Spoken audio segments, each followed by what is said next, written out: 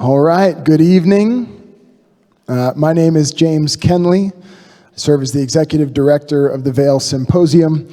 On behalf of our board, our staff, and our wonderful volunteers, welcome to both our in-person and our online audiences tonight to What is the Reality of the Clean Energy Transition with Richard Adams, Bill Ferris, Christy Woodward, and Brian Hannigan. Now, to introduce our moderator, to get the program going, please welcome our board chair, Dale Mosher.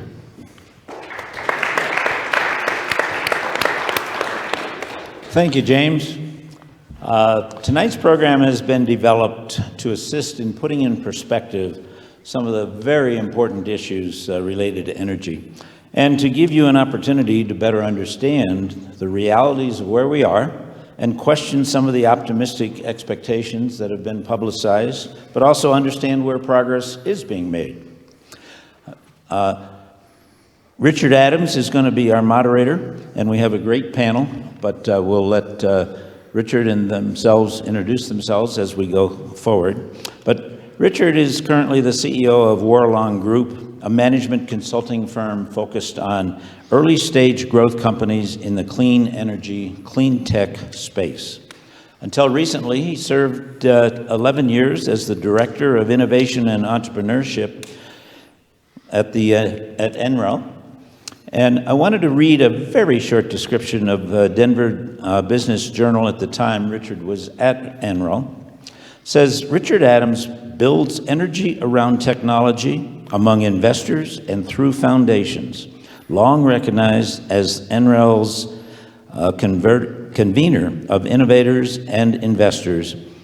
Adams' efforts to bring clean tech to market were recently lauded by the Denver Business Journal, which named Adams to the list of who's who in the energy industry. So a very good background, and I've worked closely with Richard in order to pull this panel together, but I have to give all of the kudos to Richard and to the panelists for coming here to present on this very important subject. Richard? Thank you, Dale. Well, welcome everyone. It's great to be here. Fortunately for some of us, we haven't had to travel too far, so it's really great to be able to attend a relatively local event. I'm in Silverthorne. Bill's got a place up here. Brian's just over the hill in the other direction, and Christy's come up from Denver. So it's great to be up in the mountains, and it's such a beautiful time of the year. It's been an incredible fall. Thank you to Dale and James for providing us the opportunity to come and speak to you tonight. I think you're going to find a very interesting panel between Bill, Christy, and Brian. Lots of expertise here. A couple of my former colleagues, so you might find a little bit of banter going on. In fact, Bill was my former boss, and Brian might as well have been my boss at one stage. So it's my great pleasure to be able to welcome them and to have them share their ideas and thoughts with you on this incredibly important transition in energy from where we are today to where we'll be in the future. So thank you again for attending. I don't know if you've got the first slide up there, but I'm not going to speak for very long tonight. My role is to be the moderator. What I did was, as I was thinking about this, was to think about, what we've been seeing in the press recently. And it is everything from, oil and gas is coming back, prices are going up, renewables are making inroads. And so I think, part of today's dialogue is to really sort of give you a genuine sense of perspective about where we are in that transition and what the future holds for us all. And so I don't know if we've got that first slide. It's up. It's up. Oh, okay. Thank you. I was looking at the blank screen at the back there. But you can see there, there's just a wide swath of commentary in the press about where we are in this transition. Everything from, as I said, oil and gas is coming back. Oil and gas prices just reached a new high in the last week or two. And I think what's interesting about this particular slide is all of this was in the last 48 to 56 hours in terms of press commentary. And, you know, it's mainstream press, it's you know, whatever you call side stream press, it's all across the spectrum. And so really a very interesting time that we exist in at the moment. You'll hear about great technologies that are being developed. You'll hear about what's being done in the oil and gas sector to address climate change and climate mitigation. You're going to hear about the economics of what we're faced in terms of challenges, trying to get renewables into the marketplace. And so we'll have, as I say, quite a wide variety of topics and I think quite a interesting discussion and dialogue. So what I'd like to do is I'm going to have each of my panelists introduce themselves and spend a few minutes just talking about their backgrounds and their expertise, as well as, you know, how they see this environment that we sit in today and how they see it in the future. And each of the panelists have got a few slides, so that'll help with some of the dialogue. And then I've got a series of questions here that I'd like to dive into with the panel before we get to the questions that I'm sure the audience will have as we go along. So looking forward to that, and as we get towards about 7:15, we'll transition to questions from the audience. So Christy, maybe I could ask you to go ahead and just sort of dive into your content. Sure. Well, thank you for having me. My name is Christy Woodward, and I am the Senior Director of Regulatory Affairs for the Colorado Oil and Gas Association, or COGA. We do focus on Colorado issues, so I'm going to start talking about Colorado, but we'll get to the world stage later. I grew up in northern Arizona. I'm the daughter of a coal miner and a music teacher, which is an odd combination, but have worked in Department of Defense. I've done work for EPA and Rapid Response. I've worked for the uranium industry, and most notably and recently in the oil and gas industry for about 12 years. So I moved to Colorado in 2000 to get my master's degree in environmental engineering from the School of Mines, and I do hold a professional engineering license here in the state of Colorado. Did you want me to start the content or do introductions first? Yeah, why don't we just do some introductions, and then I'll have Bill introduce himself, and then Brian, and then we'll dive into the content. All right. Well, good evening. My name is Bill Ferris. I'm an Associate Laboratory Director at the National Renewable Energy Laboratory in Golden, Colorado. We go by NREL. Originally a geologist and then a physicist, but I've been working in the renewable energy space for close to 20 years. And I'm Brian Hannigan. I'm President and CEO of Holy Cross Energy, your local hometown electric cooperative. I've been in that role since midpoint of 2017. Prior to that, I was with these two guys at the National Renewable Energy Lab. I was a colleague of Bill's and a frequent confidant and friend of Richard's. I was heading up a new department at the laboratory focused around integrating new technologies into primarily the electric power grid and then the energy system more broadly. I started my career as a meteorologist and quickly transitioned to become a climate scientist. Spent about 7 years at both ends of Pennsylvania Avenue in Washington, D.C., working in the U.S. Senate and then in the White House. Headed up a few divisions of the Electric Power Research Institute before coming to NREL. So as my wonderful 81-year-old 4'11" mother would put it, I have specialized and spent my entire career figuring out how to not keep a job for very long. So hopefully I'll be able to keep this one a little bit longer. Two of my board members, Adam and Lynn, are sitting in the front row. So if they like what I say, maybe I get to come back to work tomorrow. We'll keep you on the straight and narrow, mate. Thank you, Richard. You always do. All right, so Christy, we'll pass over to you, and looking forward to your comments. Awesome. Could we go to the next slide, please? Colorado's oil and natural gas industry. First of all, the United States is the #1 producer of both oil and natural gas in the world, which is good news for geopolitics. For an American energy security, which I would argue is increasingly important as serious events play out in the world stage, I want to take a moment to acknowledge what's happening in Israel right now and flag that I think that's an important point for us to consider and think about when we talk about energy. And not just in Israel, but in the Middle East in general. It is also, however, good for the world stage, but it's also good for consumers. And importantly, it can be good for the environment. And I think that's an important point to make. Colorado has played an important role in America's shale revolution. Our state remains the 5th largest producer of oil in the country and the 8th largest natural gas producer.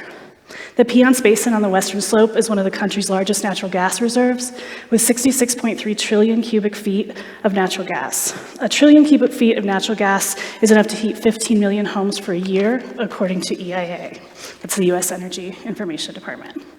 Over the past decade, the state of Colorado has developed what many consider to be the gold standard of environmental rules. The Environmental Defense Fund recently called Colorado's rules to protect the integrity of oil and gas wells, specific to groundwater resources, the strongest in the country. Colorado's combined with state-of-the-art innovative technology developed out in the field. Our industry includes technology pioneered here in Colorado. I would say we're a leader in that space for sure. We've both led a dramatic reduction in emissions in recent years that the industry is very, very proud of. I feel very proud to have been at the forefront of much of that. And I want to emphasize that this is a high-tech industry. We're an industry of scientists and engineers, of thinkers and doers, who continually rise to the occasion to solve once unsolvable problems and to engineer solutions that benefit Coloradans, the environment, and ultimately, I hope, the world. These employees, oh wait, I'm gonna skip that part. I should have mentioned that I'm pinch hitting for my boss tonight. I promise not to read everything, but I was notified of this yesterday, so I am reading a little bit, but I will drop this here in a minute. Economic development types consider oil and gas a primary employer. We employ currently direct 100,000 jobs in Colorado, but if you're considered a primary employee, that means for every one job created in the oil field or gas patch, 2 or 3 are created elsewhere in the economy to either support the job or because the job exists. Good jobs we should value in this state. We also employ skilled labor. Ours is one of the last industries where you can earn a high school diploma and earn a good living, buy a house, raise a family. And this is important as we struggle with affordability issues and uncertain and volatile economics and inflation issues. Our industry is also a major contributor to our national and state local tax base, and a good portion of those dollars go towards things we value, such as schools, parks, and recreation centers. In 2022 alone, Colorado's Energy Impact Assistance Fund, which is administered by the Department of Local Affairs, DOLA, contributed more than $86 million from severance taxes to community projects in more than 300 communities and countries across the state. So as you're using your local rec center and considering whether you have oil and gas development in the vicinity of where you live or not, know that that is very likely paid for by severance tax dollars. If you could go to the next slide, please. I mentioned our regulatory environment. This is where I spend most of my time. We have done more than 30 rulemakings in the past, we say 10 years here. I've been at COGA for 5.5 years, and I finished my 30th rulemaking last week. So it's been an unbelievable slog to completely revamp the way that we get permits, the way that we operate, the way that we comply with regulations. And we're all sort of running around chasing, trying to make sure that we produce some of the cleanest molecules of energy in the world. Next slide, please. This is just one example. It is specific to Colorado, but you can see, and this is, I just gave an ozone presentation to the state legislature on Friday, so I'm stealing slides here, but you can see as we've reduced VOCs and NOx emissions, which are ozone precursors, we've also increased our population in Colorado, we've increased our road trips taken, but we have significantly decreased our emissions. Next slide, please. Our ozone emission reductions, I flag here for you 4 slides that I can't read from the back, but there are NASA satellites circling the Earth that have been there for 5 or 6 years that can show you that we've reduced our emissions from 2013 to 2019 by 52%. That's methane. In the same study on Colorado Department of Public Health and Environment's ground level monitors in the middle of our development area, we've fallen by 65% between that same time period. And a separate study with different satellite monitors shows that we've actually reduced some of our emissions by up to 72% in the past 10 years. That's pretty significant. I know we'll be talking a lot today, I think maybe about points of diminishing returns.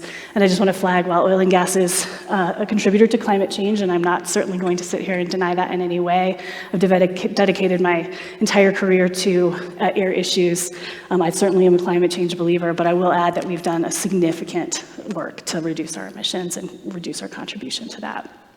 Next slide, please. The world needs energy. I wanted to level set on what we're talking about. The federal government projects that the world will use nearly 50% more energy in 2050 than we do today, 50% more.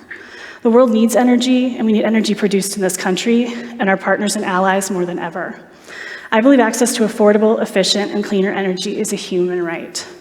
Much of the growth in energy, as you will see from my next slide, is happening in Asia and places that today are burning lots of coal. Actually, go ahead and go one more slide. This one actually is an important point of note. Oil and gas industry supports much more than just energy needs. And oil and gas is in everything that you're probably wearing. It's in your glasses. It's in your vaccines for COVID.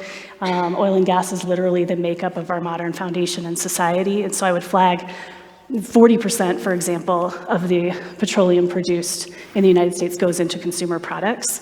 So it's not just going into your car or heating your home. And so I just wanted to flag that.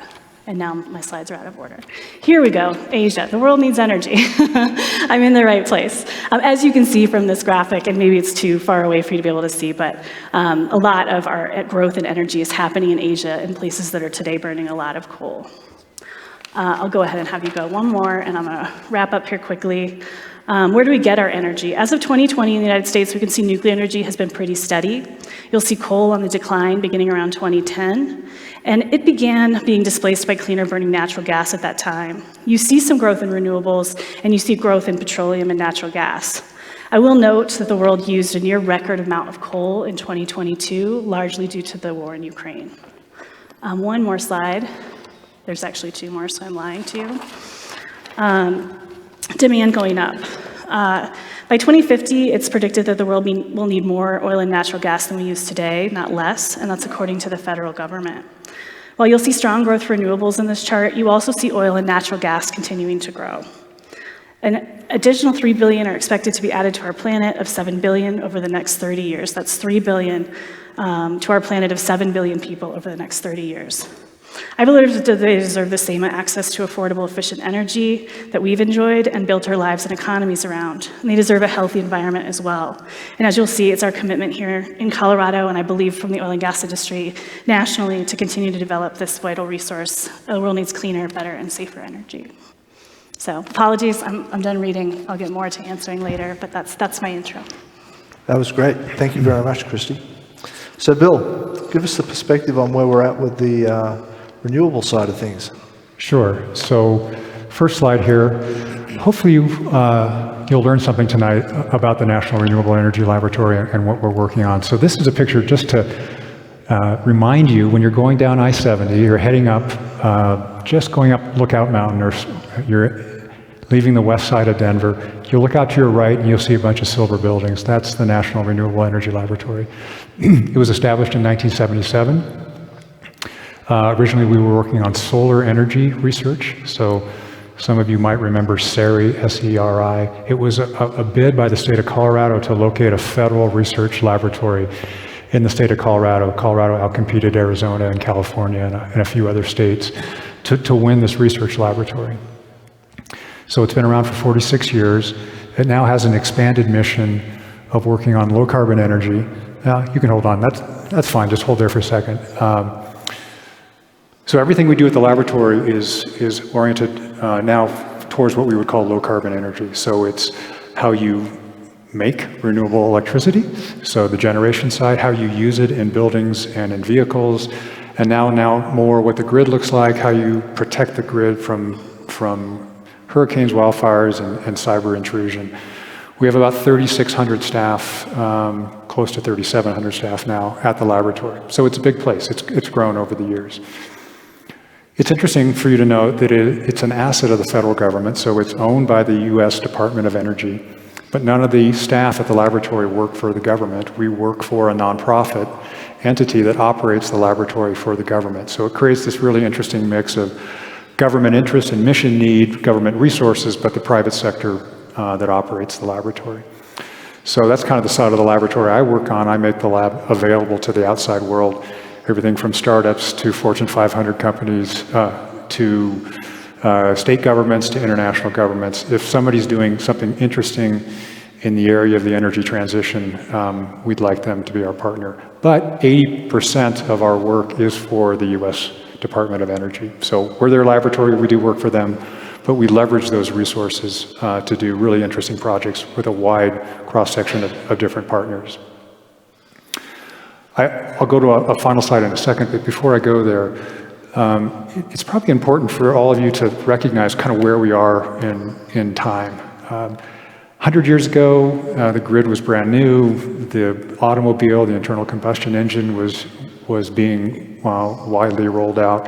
So we've had some really incredible technological innovations and some markets that have existed for a very, very long time. Those are all changing before our very eyes.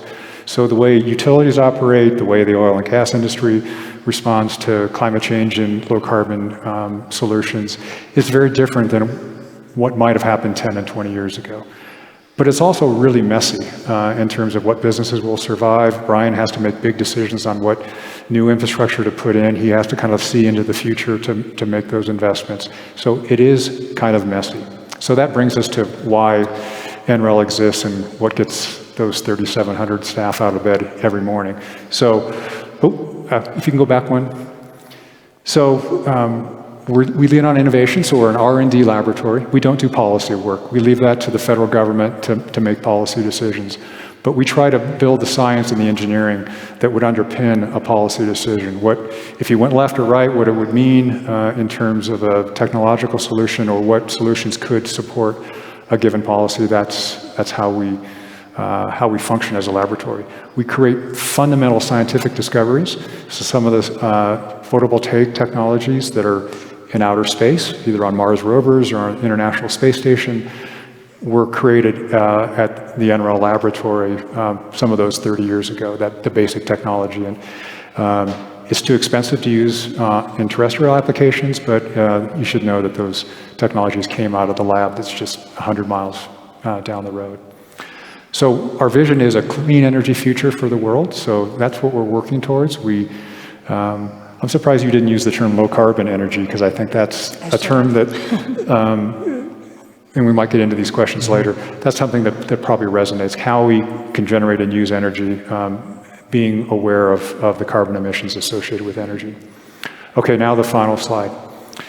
Oh, these are kind of a little bit hard to read. So I told you we were 46 years old. About 5 years ago, we looked at ourselves and said, oh, we can't keep doing what we've been doing for 40 years. What will the next 10, 20, 30 years look like for our laboratory? So here are the big areas. So the first one on the left might be hard to read, but it's integrated energy pathways, which is really a translation of broad-scale electrification.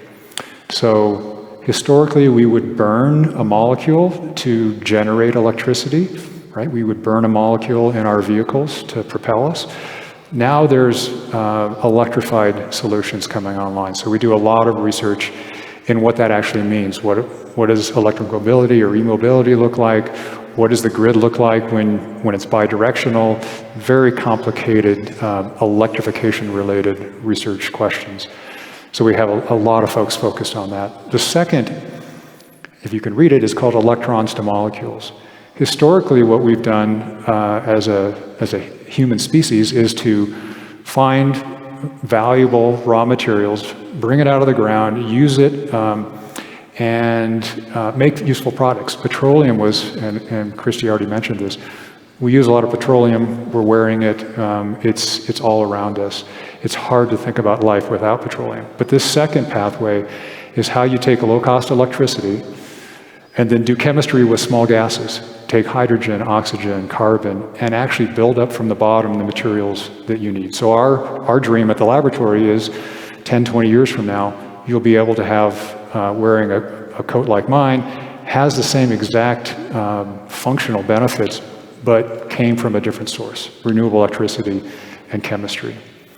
And then the final element is, I told you we pulled a lot of things out of the ground. We tend to use them once and then throw them back in the ground or in the ocean. That's just not going to work when we have 9 billion people on the planet. So we're thinking of solutions about, it's not just recycling, it's as you think about a new battery design, you think about how you're going to use the lithium and the cobalt and the other rare minerals for that first life cycle in a battery, but then how you get out those materials at the end of that life cycle and use it for a second product and a third product. Recycling usually goes down the value chain, so you have something as a high value, you recycle it and you get something that's slightly less valuable or much less valuable.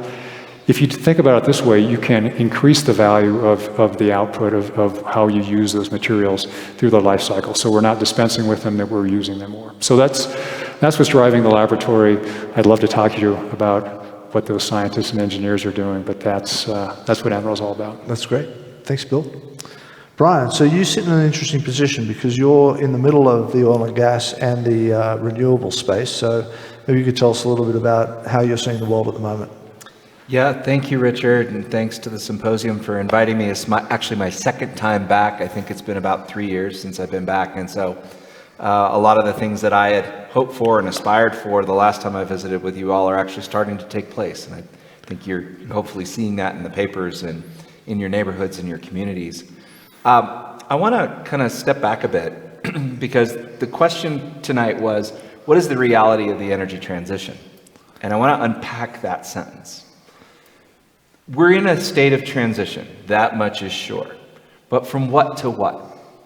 And what each of the preceding speakers have described is kind of how to define an energy system. How do you take raw materials, oil, gas, coal, nuclear, wind, sun, how do you transform those materials into the finished products and the services that we as human beings want? Right? The clothes that we wear, the houses we live in, the cars that we drive, the things which keep us warm and comfortable or keep our food cold and from spoiling. That energy system is not defined by any one set of fuels or any one set of infrastructures to process those fuels to those end products. It's the totality of all of that. So it's the commercial buildings, it's the industrial complex, it's the vehicle fleet on the road, both the light duty vehicles and the buses and the ships and the planes. So it's this very complex interaction of things that oftentimes when you pull or push on one part, something else responds in a very systematic, but sometimes an unpredictable way. And so when we talk about the energy transition, the real question, what is the reality of it, is how successful are we as a society at being intentional about changing what that energy system is? How intentional are we in choosing the fuels that go into it? How intentional are we in changing the infrastructures that we use to process it? The electric grid, the pipeline system, the roads, the bridges, the built environment, the industries that we have in our country and elsewhere. And how are we at changing the demands that we have for those products and our services, right? Inexorably, if there's more of us consuming more things, that puts more pressure on the infrastructure to be bigger and more pressure to go and get more of the fuels that we need to exercise it. And so all of that is now happening through a lens where, yes, we're prioritizing the reliability of that infrastructure and those fuels to always be there when we need them, because we're an impatient species. We want it when we want it. We don't want to wait, right? And so that has always been paramount. We got to keep the lights on as a utility to do the one job that we were put on this planet to do, right? The oil and gas industry has to deliver the hydrocarbons in the finished form, in the right products, in the right mix, at the right times, at the right places. And it's fit for purpose to do that, right? We have to do it in a cost-effective way that's affordable, right? We have to do it in a way which is equitable so that it benefits all parts of our society equally, and that everyone can take the benefit of harnessing this energy, putting it through the infrastructure, creating those products and services. All that was really great and well optimized until a few decades ago we started saying, no, wait a second. We can't just solve for reliable, we can't just solve for affordable, we can't just solve for safe, we can't just solve for equitable. We need to start to solve for more sustainable, right? And while tonight we'll talk a lot about carbon, I think one of the things that Christy did, which I really love, is she talked about air pollution. Air pollution is a byproduct of chemistry. It's a byproduct of energy production, right? We could talk about the habitats that are impacted, the lands that are impacted, the water, the waste, the materials. Bill talked about the circular economy, right? It's thinking holistically about all the things that the energy system is and does. So what's the reality of the transition? The transition is underway. We see it every day. We see it in the charts about where our fuel mixes are coming from. We see it in the cars that we drive and the buildings that we're building and the appliances that we're plugging in and all the things. The reality is that if you care about climate change, it is happening way too slowly. Way too slowly. And there's a variety of factors. First, it is trillions of dollars of infrastructure that we are trying to basically reprogram and rewind and unwind and replace, and that is enormously difficult, keeping in mind that we are also trying to keep that system affordable, that we're trying to keep that system running. It's the proverbial aircraft that we're fixing as we're flying. And oh, by the way, we've got to do it for low cost, and we've got to do it safely as we make it more efficient. And so there's a particular challenge for a utility in this space, an electric utility, and I would say a gas distribution utility or a transportation provider or anybody that provides the infrastructure. Things are being demanded of us, and we're being asked to use new fuels and new resources and to modify our infrastructures, all the while trying to keep it reliable, affordable, safe, and equitable. And so when we look at Holy Cross's role in leading the clean energy transition, and we're pushing the frontier, we believe that it has to be a responsible transition to a clean energy future. And that in that responsibility means making sure we're doing everything that we used to do, but now doing it in a more sustainable environment. We are on the small end of electric utilities. We're 1/20th the size of Xcel Energy Colorado, and we're 1%. We're 1/100th the size of the largest investor-owned utility in the country, Florida Power and Light. But that doesn't mean that our example is only for small utilities or only for people that happen to serve areas that are resort communities. If you look at our demographics, 1 in 5 of our members speak Spanish as a primary language. Most of our affluent members are hardly ever here. They're hardly ever demanding the goods and the services that we provide, yet the rest of the service economy that supports them is here every day, struggling with cost of living, struggling with affordable housing, struggling with all of the challenges that we have for living in this beautiful area and all the blessings that come with it. So as we try to keep the lights on and keep the rates low and keep everybody safe and serve everybody equitably and justly, we're also trying to become more sustainable. At the end of last year, half of our electrons flowing through the wires, serving your homes and your communities, were coming from carbon-free sources of electricity. Not necessarily clean, because all energy, everything we do as humans has a side effect, but certainly carbon-free from a standpoint of climate change. By the end of this year, that number will be not 50%, but 90%. And here's where it gets fun. Because if we go to the next slide, right, we've done all of the easy things on the left-hand side that characterize our journey to clean energy. And I encourage you to visit our website at holycross.com and look at our journey to 100% or our 100 by 30 strategy. We've set a goal that we want to get to 100% clean, carbon-free electricity delivered to our homes and communities that we serve by the end of the decade. The first step in anybody that tells you how to decarbonize an energy system is to constrain the size of the problem. Get as efficient as you possibly can. Because remember, the more we use, the more fuels we have to get, the bigger the infrastructure we have to build. Like, we're spending all this money and time just keeping the current system alive. But we can invest in energy efficiency, we can reduce costs for everyone involved, and we can actually make the problem that we're trying to solve from a climate perspective much smaller. And then where we come in as we respond to your demands for cleaner utility scale or wholesale power, buoyed by a lot of the innovations that have come out of NREL and the related industries that have dropped the prices of wind and solar energy by a factor of 10 over the last 10 to 20 years, that have made them now cost competitive with other forms of electricity, to the point where we've actually saved $30 million during my tenure on power supply costs as a result of the switch from conventional energy to cleaner energy, from the grid to local resources. And that's something that we've been able to use to build a smarter, more modernized electric grid that allows us to hook up more local clean energy resources. We have had, in my 6 years of tenure here at Holy Cross, we've had 3 major wildfires. Thankfully, not in the last 2 years, but for a while there, for me, it was an annual occurrence.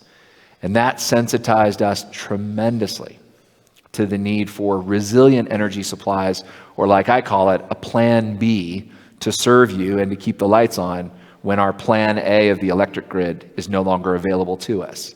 And it doesn't have to be a wildfire. It could be a cyber hack. It could be a failure of a massive piece of equipment. It could be a winter storm. It could be a variety of reasons. But when the grid is down, you still expect the power. And you certainly expect the power, if it's off, to come back quickly. If we're smart, we can design the future energy system for your expectations by putting some of these new energy resources in your community, where they are inherently more resilient and they are there to serve you. And we can work with your local first responders and your elected officials to develop plans for what happens when the grid isn't available. Because I think all of us realize that we are intensely dependent on electricity and on the electric grid and on the oil and gas sector and on hydrocarbons and on vehicles, all the things. Our life becomes very dull and boring during an outage. So those local clean energy resources and then the distributed resources, the rooftop solar on your home, the battery on the vehicle in your garage, the smart thermostat that can heat up your building in the winter when the sun is shining and avoid drawing power from the larger scale grid at a higher cost when the renewables aren't there. These are the kinds of new technologies that were first pioneered in universities like mines, in labs like NREL, and that we're now putting into practice here in Holy Cross. Because what are the goods of the innovations if we don't actually put them into practice at a scale and a pace that matters? And then finally, you make the problem efficient, you decarbonize the electricity. Now the challenge is, how do you electrify everything in a smart way? And by that I mean, how do you do it in a way that doesn't sacrifice the comfort, the function, the mobility that all of you expect from your car or your home or your business, but also maybe along the way saves you money, improves the environmental quality, and maybe operates more efficiently or more effectively. That's what we mean by smart electrification. It doesn't make sense to electrify for electrifying's sake. Right? If we were changing out natural gas directly consumed for electric power created by natural gas, the end result from a greenhouse gas perspective is actually worse because of the inefficiencies in the conversion process to go from gas to electricity to deliver product, right? But when we think through the lens of the clean energy transition, the carbon transition, electrification from your light-duty internal combustion engine to your electric vehicle, from your boiler to your heat pump, all of these things start to make sense, provided that we can get reliable, affordable, safe, and equitable. So just a word about the grid as I wrap up. The electric grid in most countries, including the United States, until about 2 decades ago, sort of looked like this. It was most economic to generate electricity in huge power plants, most of them burning something, as was said earlier, to turn turbines with steam, to create large amounts of electricity that then was fed out over a single radial distribution system to a relatively passive customer on the far end. You got what you got, you paid what you paid. If it was out, you called somebody, and they're like, well, we'll get to it eventually, right? And this was the architecture that we built that was fit for purpose since the Industrial Revolution, since Edison and the light bulb, all the way through to the present day. Here's the thing. You as consumers are starting to demand something different. You want to plug in your electric vehicle because you think it's fun to drive. Maybe you're a climate fanatic, great, but maybe you just like driving your Bolt or your Rivian or your Tesla. Maybe you just like an induction cook stove because you can control the heat more precisely and you're a foodie and this matters to you, right? Or you want batteries because that blankety blank utility company keeps hitting you with blinks and outages. The clean energy transition is going to happen, but for those of us in the energy sector, we have to decide whether that's going to happen with us or without us. And I think that's the challenge that all of our member companies and firms and partners are all facing, is how do we rewire this infrastructure? And there's a similar challenge with pipelines and liquids and gases and all the things, right? But if we look at the power sector, we go to the next slide, this is what's happening. And most of that addition is happening on the consumer end. You know, there's this fiction in our electric power utility industry that, well, we're a monopoly and nobody can challenge us and we're fat and happy and we'll make our rate of returns and all that's great. Guess what? If you don't like our service, if you don't like our rates, you can go to the Lowe's or the Home Depot, or you can call Sunrun or Tesla tomorrow, and you can become your own virtual power plant. Your home or your business can be outfit with enough smart appliances, on-site generation, battery storage, where you have an honest alternative and no utility can stop you. So it's either going to happen with us or it's going to happen without us. Now, there are benefits, right? When you produce too much for your own needs and your neighbor's not producing enough, wouldn't it be great to share a cup of sugar? I mean electrons. Wouldn't it be great if you got paid for it from your neighbor somehow? Wouldn't it be great if someone maintained that infrastructure so that if your stuff didn't work, we got your back with a plan B? So when we think about this clean energy transition, it's more than just changing the fuels. It's changing the infrastructure, it's changing the end uses, and it's changing the relationships between you and your utility, between us and each other, between us and the things that we do, and the cars that we drive, and the homes that we build. And so it's a really super exciting time. But behind all of this, yes, there is a ton of technology, there is a ton of innovation, and there's a ton of business opportunity out there for those that you're either in the space or you know someone who's needing a job. This world is far more driven by advanced machine learning and data analytics and artificial intelligence. And yes, I dream when I go to sleep at night of a self-driving grid. And it will happen in my lifetime. And when we do that, then we can truly think about a world that has completed a clean energy transition that is reliable, affordable, safe, equitable, and more sustainable. Thanks for being here tonight. Thanks, Brian. Nice wrap up for us. So it does pose for me, though, the biggest question of how long? How long is that going to take? So I know, Bill, from the lab's perspective, Brian, from your perspective, from an implementation point of view, and then Christy, from your side, what have we got left in terms of oil reserves to help with that transition period? So Brian, maybe I'll start with you. As you dream at night about that automated grid, self-driving grid, you say in your lifetime, how long? Well, I hope to live for a while yet. I'm only in my early 50s, so I still got a plan. Jeez, man, I thought you were 60. Yeah, thanks, Richard. I haven't had my hair gray like you made since you were 18, right? It's all that Aussie sun. The inescapable reality is that this transition is going to take longer than a lot of us would like. I've been at Holy Cross now for 6 years, and for our tiny little utility in the grand scheme of things, our 1 million metric tons in a 10 billion metric ton world, it's taken us 6 years to get from mid-30s to low 90s, and it gets harder from here. That last 10%, we have to balance supply and demand at all places and at all times. That's the law of electricity in order to keep the lights on. And that gets a lot harder in that second chart with the grid. Right? And it's the same is true on the oil and gas side. And so for at least the near term, we collectively are going to continue to use hydrocarbons for that balancing.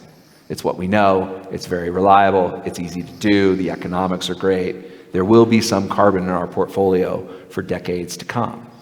I think what is more interesting is when we look beyond the electric grid and we start thinking about what does it take to change the car that everyone drives? What does it take to change the nature of the building stock that we all live in? Buildings last for what? 30, 50, maybe longer? We have buildings that have been around since before 1900 in Colorado, and they're still alive and kicking. So the challenge of climate change is one of what economists call capital stock turnover, right? Everything that we have has carbon in it and uses carbon at a certain rate. And if we're going to change that curve, we've got to change that infrastructure. And that is not inconsequential.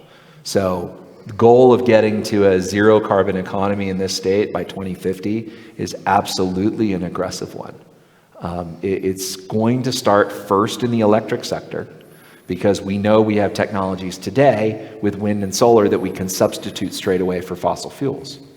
We can't say that about transportation. We can't say that about an industry or the building stock. We have to work on electrifying or finding zero carbon fuels, so hydrocarbons with the carbon captured and stored, or things like hydrogen produced from excess renewables, or from methane with the carbon captured and prevented from going into the atmosphere. Those are going to be the harder challenges of this energy transition, right? First efficiency, then decarbonize electricity, then electrify, and then use low carbon fuels for everything else that is too difficult to electrify. Things like steel and cement making, where you need intense amounts of energy in short periods of time. That's really hard to electrify, although we're working on it. I was blessed to work with our colleague at NREL, Doug Arendt, on a paper shortly before I left the lab that did kind of a survey of where is the deep carbon reservoir that's hard to dig out. And that those are going to be really, really tough challenges as we go forward. So Bill, maybe you could speak to that as well. Yeah, I agree with Brian's assessment. We should all think about the different sectors of our economy. So Brian's in the power sector, right? So generation and distribution of power. But think of the transportation system, think of industry that uses a lot of process heat, think of residential and commercial buildings. So those are kind of probably the big nuggets within an energy economy. And they're all going to look a little bit different. Believe it or not, you would dispute this, but the power generation sector is probably ahead of everyone else, right? It's hard, and you're leaning into it really hard, but you're ahead of some of these other sectors. Think of aviation, think of long-haul aviation.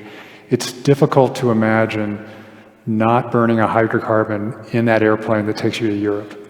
You're probably going to have an eVTOL, so electric vertical takeoff and landing plane in the next 5 years, probably flying around Eagle County somewhere, certainly in Denver.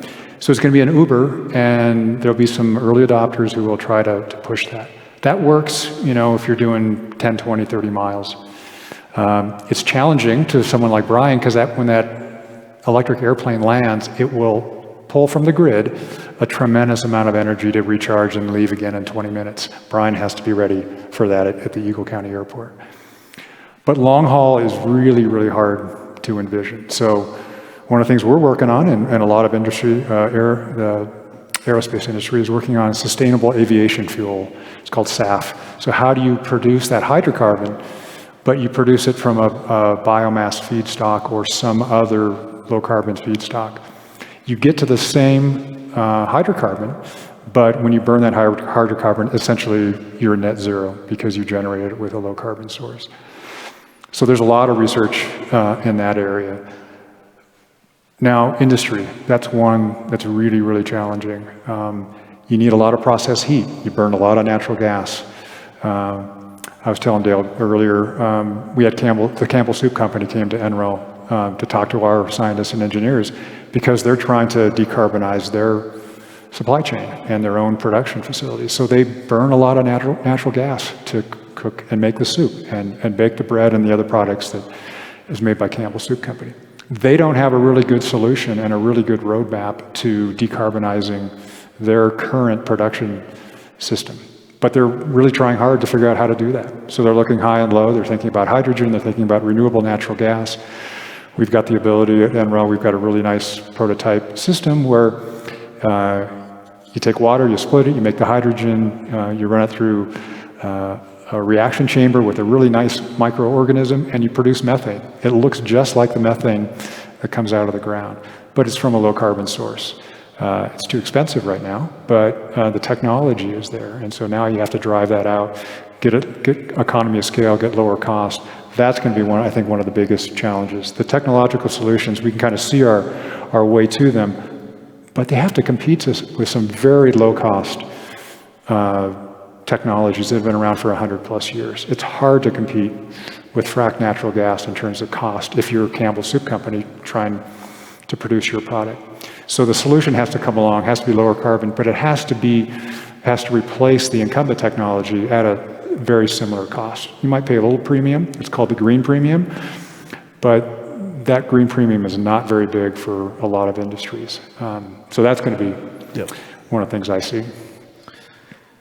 So we'll come back to the economics of these things in a minute. But Christy, tell us what the vision is for what is realistically the oil reserves. Yeah, you guys are strangely a little bit less optimistic than me, and that's really unusual for me. It's setting me back on my heels, but I like it. I think 10, 12, 13 years ago, we were still drilling vertical wells. We hadn't experienced the shale revolution. I represent an industry now that can drill 2 miles into the earth, 4 miles out, and hit an endpoint within plus or minus 1 foot, and literally crack rock to get carbon out of it. If you'd asked me 15 years ago if that was possible, I think we would have laughed in your face.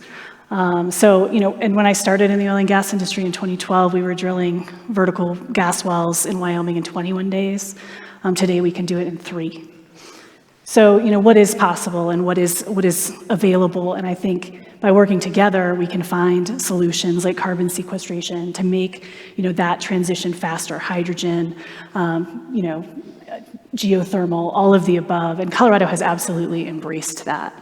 And so I think, it's hard to say, we show an increase in need by 2050. We definitely are here as a part of that mix, but we are a part of that mix that is a non-renewable resource. We will have a diminishing return at some point. However, I would argue that the solutions that utilities need, that large industry needs, that the Campbell Soup companies of the world need, sit within and at the feet of our industry. And so I think, the more we can work together to find those solutions, and I think that makes it all happen faster. I think those are the answers to expediency and true solutions to climate change. So fracked natural gas was really a game changer, wasn't it? It's what's caused coal's decline. It's turned around. It's lowered the carbon emissions from the electricity sector, for the generators. Tell us a little bit more about the economics of that, and for the audience, how that came about. Yeah, I think, again, that shale revolution and unlocking cheap, affordable natural gas really did put some pressure on utilities to replace their coal-fired power plants with natural gas. And we, can do that cheaply and inexpensively. And I think it's a large part of the reason that, the utilities in Colorado are at 85% emission reductions. They're at the forefront. You mentioned them going first. They're at the forefront of that, and that is because of the use of natural gas. And I think you see that across the United States. I think what would be a real game changer is if you look at the global economy and you look at the coal being burned now in Europe because of the war in Ukraine, but also in Asia and India. If you could get, America's cheap, affordable natural gas out to those places, you would see some real needle movement on climate change. But how we do that is important, and when we talk about doing that at the same time as we're talking about changing our infrastructure to renewables, there's a competing economics there that I think is worth exploring and worth discussing at a table of people. Yeah. And so just taking that one step further, in Colorado, we're recognized for our leadership in regulation around natural gas. How is the rest of the US looking at that, and then translate that to the global perspective, and what kind of interest are we getting from international markets about that set of regulations and the work that's been done on making that a lower carbon output? It's a great question and something we talk a lot about. I think Colorado is at the forefront of producing the cleanest molecules of oil and gas in the world. I think it's safe to say that. I think we can show that. Our numbers show that and prove that out. And I think the federal government is now looking to Colorado's leadership, looking to what we've done specific to the oil and gas industry to mimic those rules. We've shown it's possible. We developed the technology here. And so we're going to be looking at mass exportation of that throughout the United States. I talk to people in Europe a lot who call, and they're looking for what they call responsibly sourced gas. And that's, they want to pay that premium for that responsibly sourced gas, and they know they can get that from Colorado. And so then you talk about markets and how that's exchanged, or is that actually shipped there, liquid natural gas, et cetera. And you talk about how you make that happen. And unfortunately, the same things that made Colorado successful in producing those cleanest molecules of energy will also be things that make it difficult for us to get that exported and brought to other parts of the world. But they absolutely call for it. They ask for it. I get calls 3-4 times a week from people in Europe asking for our natural gas. Interesting. So let's turn to going back to this question of the future. And where are the bets being made at the R&D level for you guys in the oil and gas sector? Again, I think it's the R&D level. And then for you, the application level. Where are the bets being made in technology, and what are those technologies that either are almost there that we're hearing a lot about, hydrogen as an example, or those that we aren't hearing about yet but are coming? You're probably looking at me to maybe start that one up. I'll start with you, Bill, and then I think the others have probably got. Well, let me touch on one thing before we get to the technology side. Taking the worldview here. Yep. When you hear from India and China, they'll tell the Western countries that Europe and North America, we burn carbon for 100 years. We built our economies. We grew a standard of living that they can only dream about. And they're saying, we would like to do the same thing. Why can't we do the same thing? So India is going to burn coal until we help them find a better solution. Yeah. China's kind of doing an all of the above strategy, but they still burn a lot of coal. And so a lot of the coal that comes out of the US, it's going to Asia and being burned. So don't think that we're not using coal on the planet, American source coal, it's going to Asia. So that pains me a little bit. I would love to be able to find the technological solutions that are attractive to the developing economies. But we probably have to develop them in Western economies because we can pay that premium. They can't pay that price premium. That's also why I think the transition is going to be messy and take a little bit longer, because we have to find solutions for a couple billion people. It's not just a Colorado problem as much as we would love to solve our own problems within our state. Okay, so on the technology side, what's interesting is the renewable technology. I'll start with the renewable generation technologies, solar and wind, keep getting cheaper and cheaper. So photovoltaic materials, solar power, so Brian talked about going down by a factor of 10. It's actually been much, much more than that. But there's more room to go in terms of lower cost. We've got some new photovoltaic materials that we're working on at the laboratory. They're called perovskites.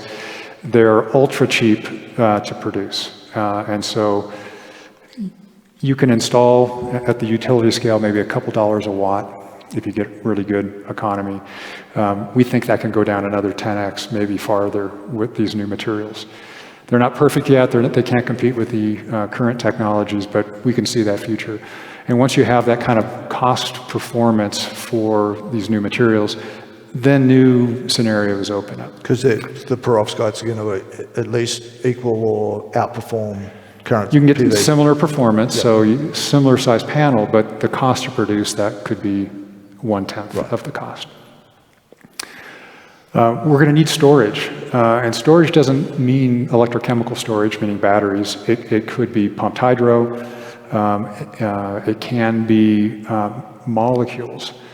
So you heard me talk about the electrons to molecules as one of our research thrusts. Imagine having an abundance of renewable electrons, which occurs more than you would appreciate. It's called curtailment.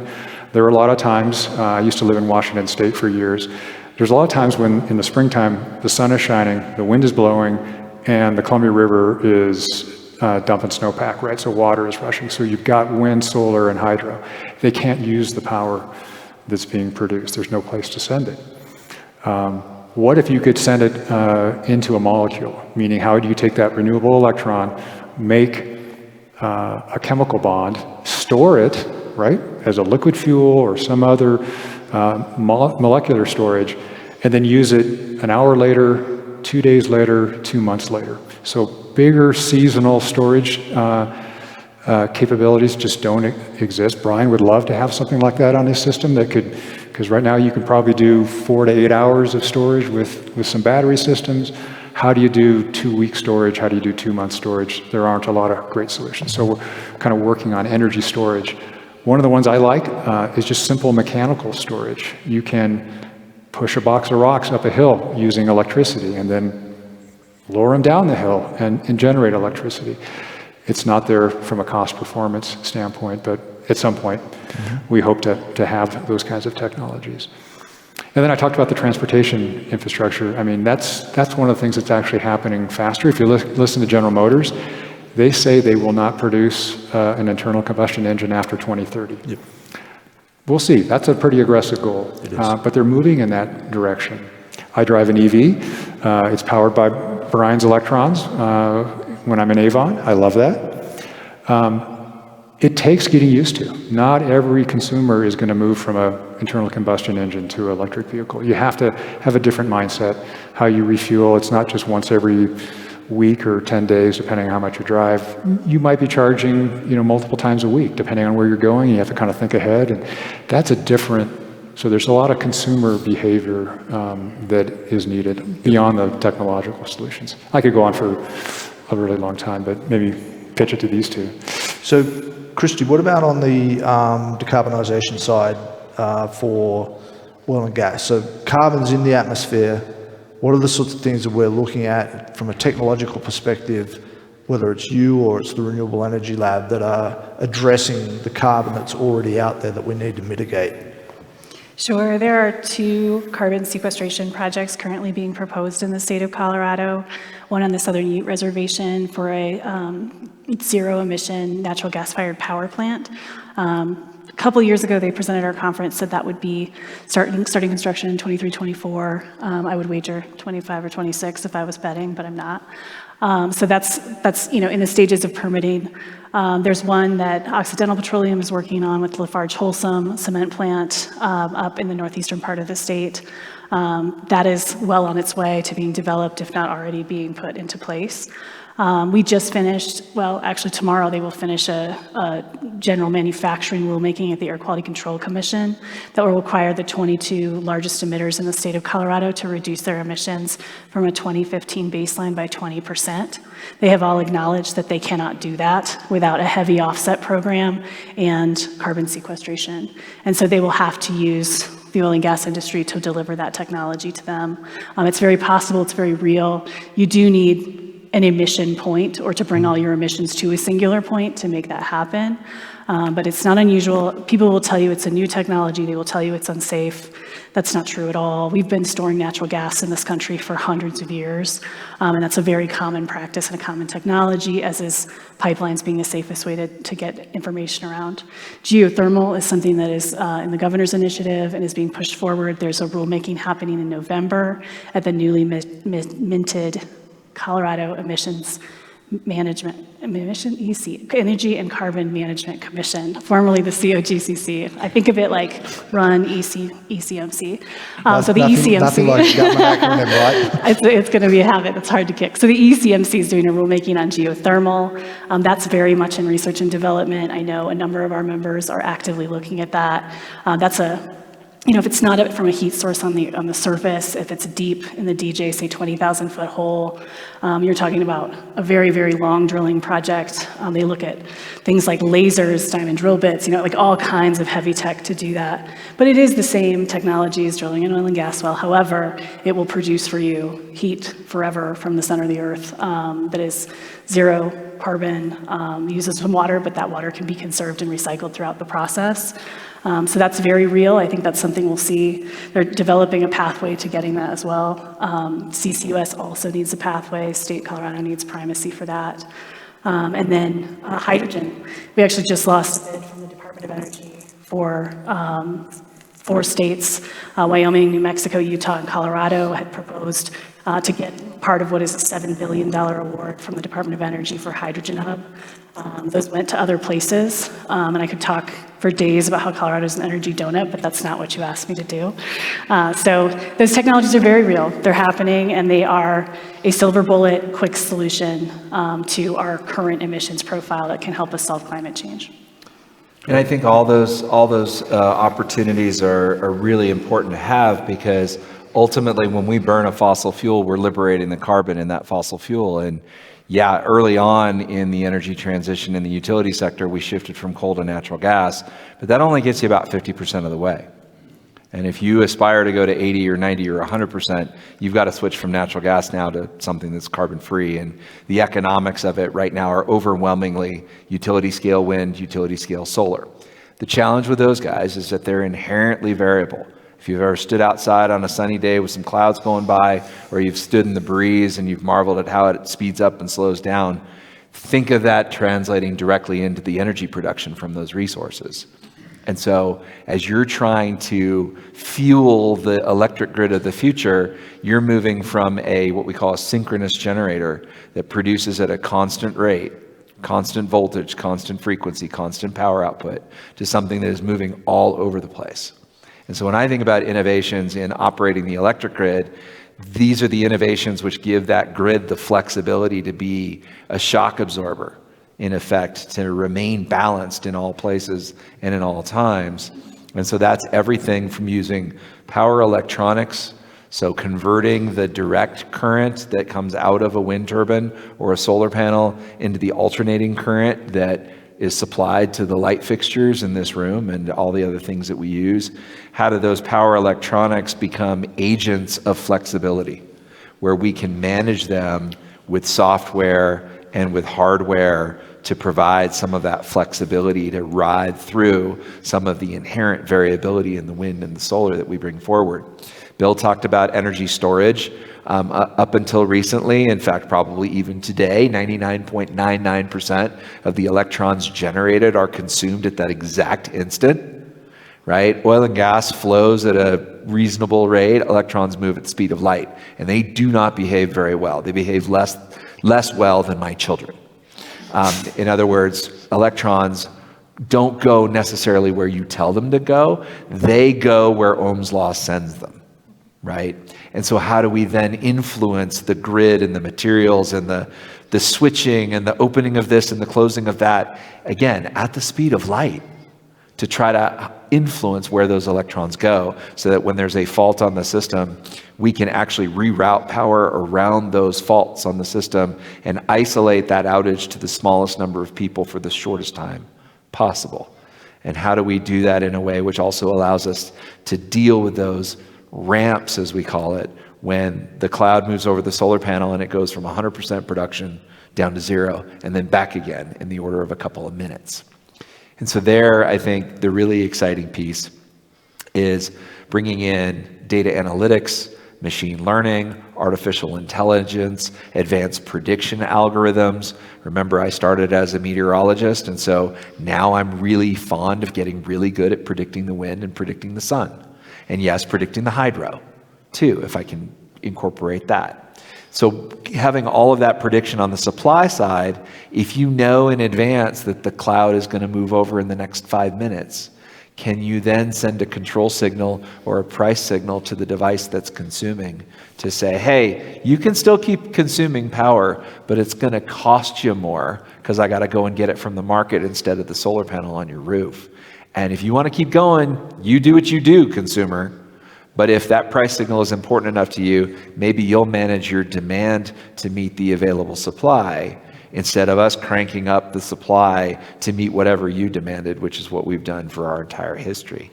It really flips the challenge of being the FedEx of electrons, the world-class deliverer using the power grid. It changes our role. So not only now we're not just the only place in town where you can get electricity, but we're the only ones that can deliver it to you. And so we've got to get really, really good at that. And that's where a lot of the technology innovation is coming. So what's fascinating about that is you've implied consumer behavior in there. Yeah.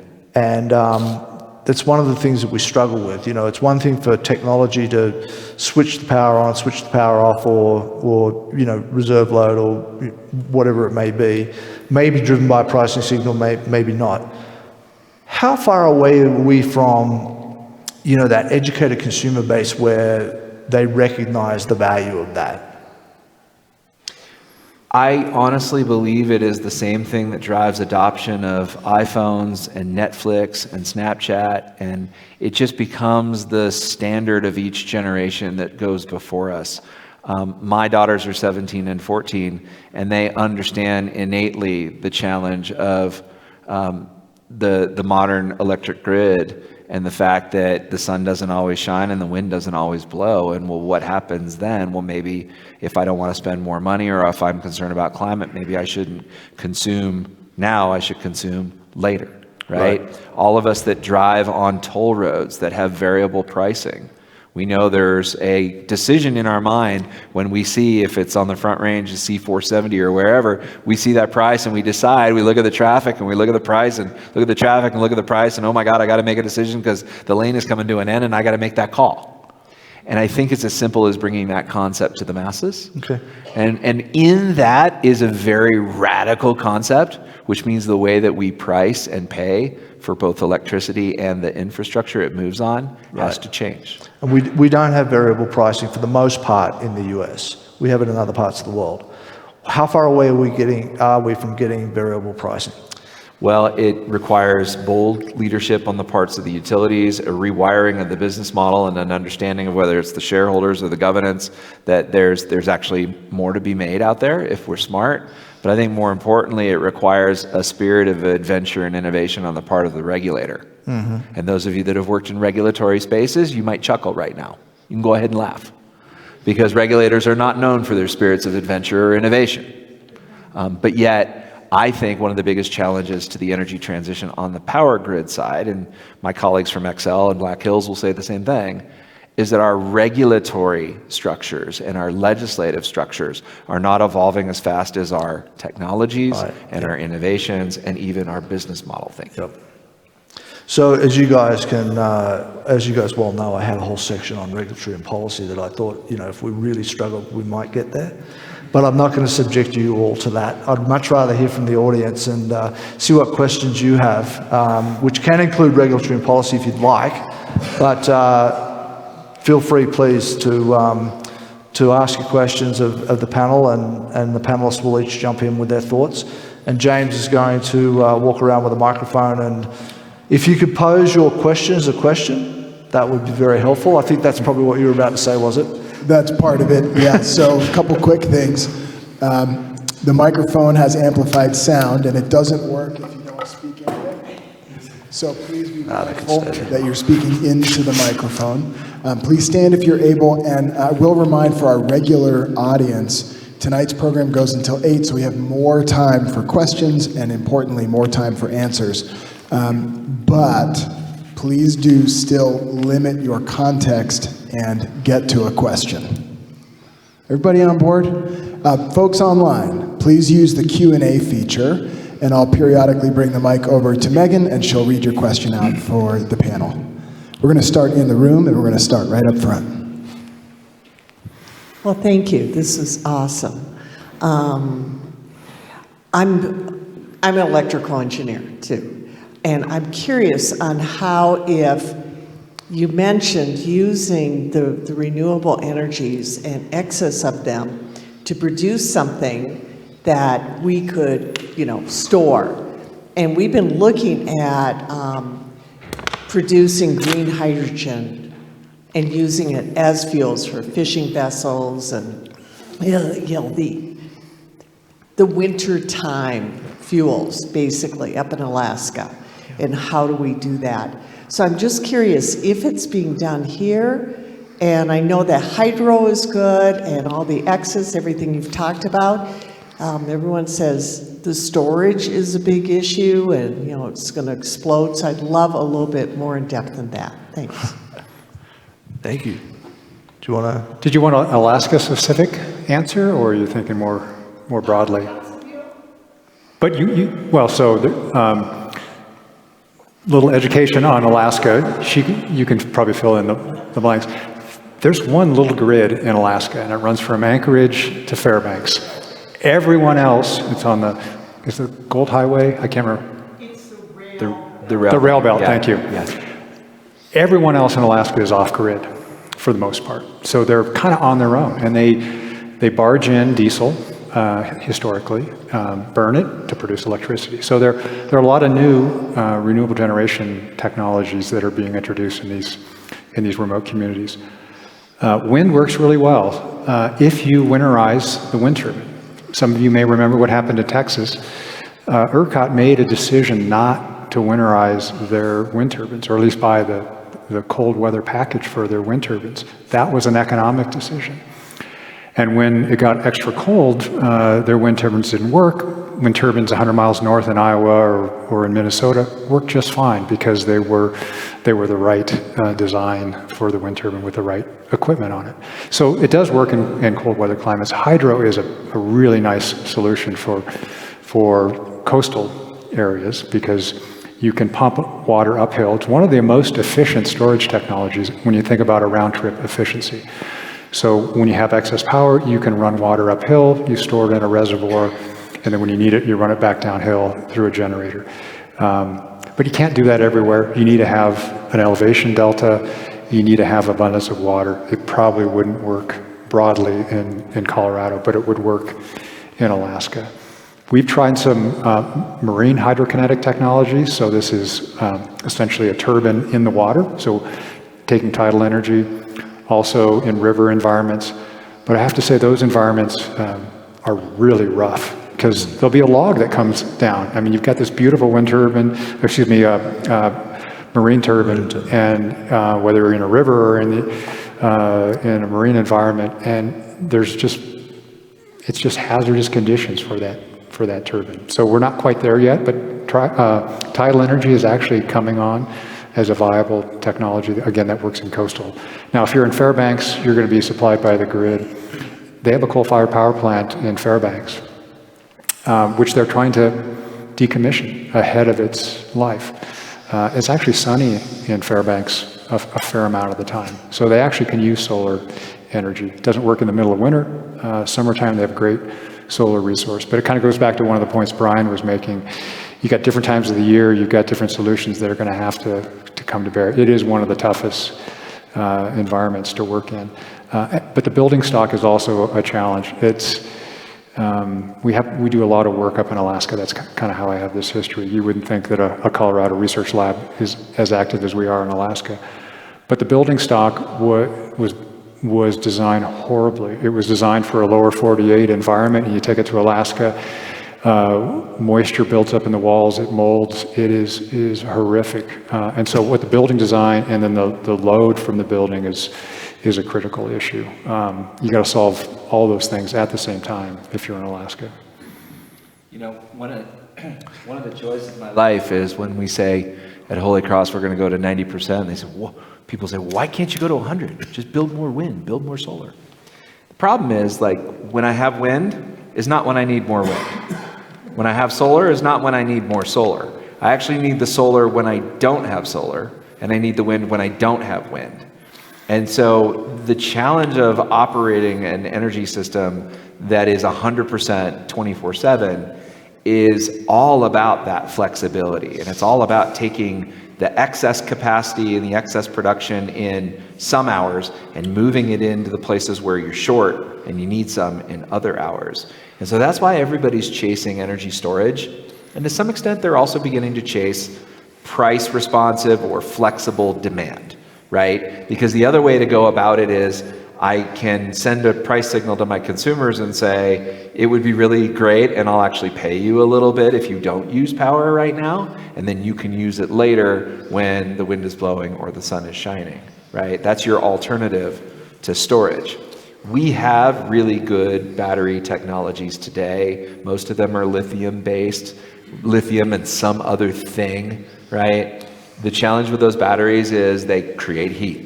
And if that heat is not properly managed, then yes, fires can happen, and we've seen them happen in US and in Australia and Europe and elsewhere. Most of the manufactured technologies that we're employing here at Holy Cross have been well and good stress tested and thermally controlled, and we have confidence that they're safe. Otherwise, we wouldn't put them in front of you.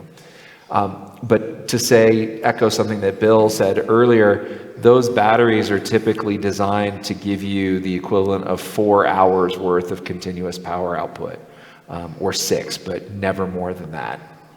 Our biggest challenge is if a high pressure system comes in and sits over the state of Colorado and our wind farms don't produce for 2 or 3 days, then what? And the virtue of having a larger bulk power system with transmission is that in theory we should be able to go to Wyoming or to Utah or to California or Arizona and get power. And again, kind of a neighbor to neighbor sort of thing, just on a continental scale. But as we've seen, sometimes that doesn't work out well either.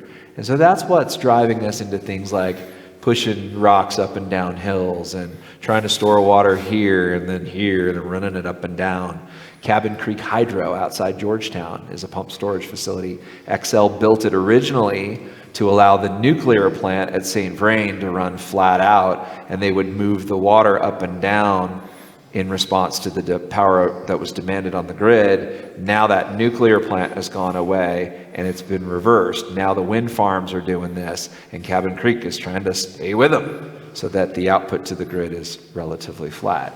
I think these are the kinds of tools that we're going to need. It's not going to be one, it's going to be actually having smart demand response at the level of the building so that as far as the grid is concerned, your building is always the same predictable shape, even though you're doing a bunch of stuff inside that's different every day.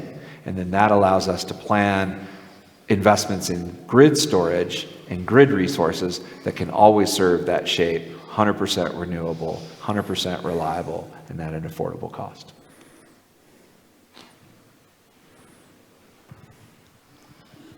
I want to compliment you guys for a wonderful job.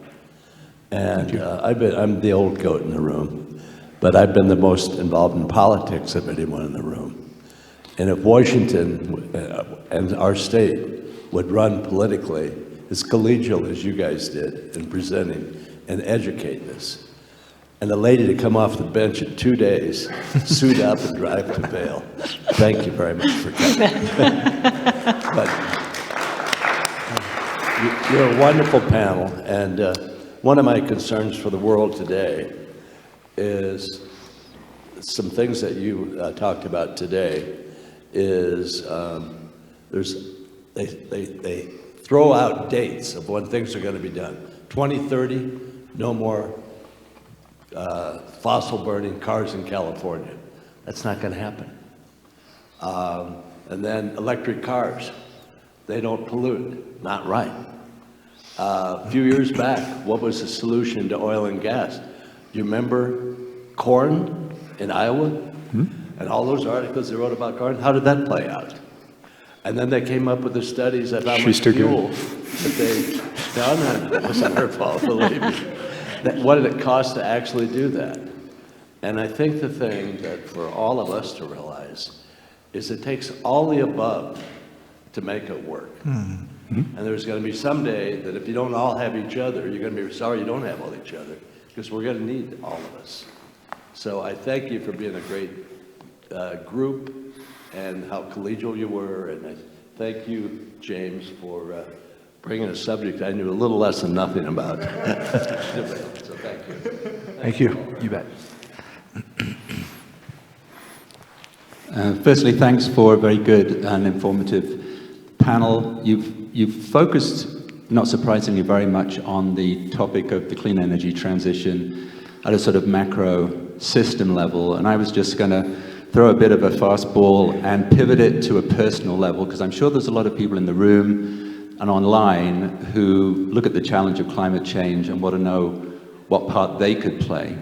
So if you were going to leave a message for people in the room or online, these are 2 or 3 things that in your personal life you could do that would have a maximal benefit to mitigate climate change. What advice would you give us? Start with you, Brian, and you're the consumer-facing guy. So full disclosure, he's one of my 2 board members. So this might be a fastball, but it might also be aimed at the head. So I want to be careful. No, I think it's actually just one thing. The power of the consumer is amazing. And if you ask for it, if a company wants to be relevant in your life and they want to sell you their product, they're going to deliver it. Yeah. It's that simple. If you want clean power, you call your utility and you say, I want clean power. What are you doing to help me get it? If you want to consume carbon-free materials, or you want to preferentially look for packaging that is recyclable and low VOCs and other things, whatever it is that you want, your consumer preferences ultimately drive the market that all of us in the company space respond to. And I think that that's probably the single most important thing that you can do. Yeah, I would echo that exact answer, consumer choice. I think true sustainability and true environmentalism is that you get your resources as close to where you live as possible. It's that kind of, farm to table mentality. And I just would add one piece to that, and I think it's important to think about not only what you're using and where you're spending your dollars, but where that's coming from. My greatest example of late is, we're being asked to use lower scope diesel mud when we drill, and that's wonderful. It's like 1/100% better for air quality, but they make it in Qatar and they ship it here from Qatar. So it's that other piece of like, not only are you getting it near you, but like what's that scope 2 and scope 3 emissions? So Wall Street, if you own stock, you can shape the company. A lot of decisions are made in boardrooms and catering to Wall Street, returning value to shareholders. Employees, shareholders, and customers, I think, are driving a lot of good, positive behavior. There are still some folks who, hey, send me the dividend, that's all I care about, right? So you have to overcome that a little bit. And I can't echo enough the personal decision-making. I told you I have an electric vehicle. I can charge it by Core, so the utility down on the front range, Excel, or Holy Cross. And we know which one is better. And Easy. I was explaining to somebody, they say, you actually pay attention to where the electrons come from that you charge your electric vehicle with? I go, sure I do. So whenever I can, I'll charge my vehicle in Eagle County. And so if you just do that, you magnify that, I think that has a tremendous amount of impact. The other thing, Brian mentioned this, the grid is getting more and more complex, it's bidirectional. I really look forward to the day when somebody who's installed solar on their roof could have an energy trade brokered by Holy Cross and you can sell it to someone else in your subdivision. Yep. Okay, you need that broker in between. Who's going to do that? I think it's a role for a utility or some neutral party. But right now, we have no mechanism for doing that. And I can see that coming in the future. Yeah, I deliberately referred to us as being the FedEx of electrons because you're basically shipping a package of electrons from point A to point B. And it could be from the local power plant to your home. It could be from neighbor to neighbor. It could be from community to community. And that at some point, someone's going to have to get really good at making sure that it is on time and delivered in full. There will be rent to be paid because obviously you don't pay FedEx without paying for the trucks and the labor. The same would be true with the utility. In fact, to me, that's the definition of the utility. The fact that, under today's regulatory and legislative structures, you have to buy power and that's how the utilities get made. I mean, going forward, if you can generate your own power, in theory, then you don't ever have to pay for the utility grid. And how in the world is that equitable? Yeah. If you can get away with that and your neighbor can't. So I think there's some challenges on the policy and the regulatory front that if the state and the country are serious about getting to these very high levels of decarbonization on the electric grid, it is unavoidable. We're going to have to relook at the whole business model and the way in which we interact with our customers. That's why I carry a magic wand in my purse. I'll just give a slightly different perspective. I think there are a lot of programs out there either run by the utilities or run by the state or run by local organizations that offer you the opportunity to make your homes more energy efficient. And I think the more we can educate people about those programs, the more we can make those available to people. That's something that will have a direct impact on energy consumption as well as it will in terms of your comfort. Well, if I could riff off that a little bit, one of the things that we've not appreciated is how the solutions have to work across the socioeconomic scale. So you'll hear a lot more about energy justice or environmental justice issues. And so, the technologies can't just work for, the top 5% of a population. You have to be able to drive those technologies all the way down to lower cost consumers. We did a big project for the city of Los Angeles. They wanted to decarbonize the electric infrastructure of the city and county of Los Angeles, 6 million people. And this was the mayor's initiative. He just had no idea how to do it. And they came to NREL. We spent 3 years modeling their system down to the individual building, all the transmission lines, everything that it would take, and gave them kind of an alternatives analysis. They share it with their stakeholders. They made decisions on what infrastructure choices they wanted to make for the city, because it's their plan. They're now going to spend $90 billion implementing that plan.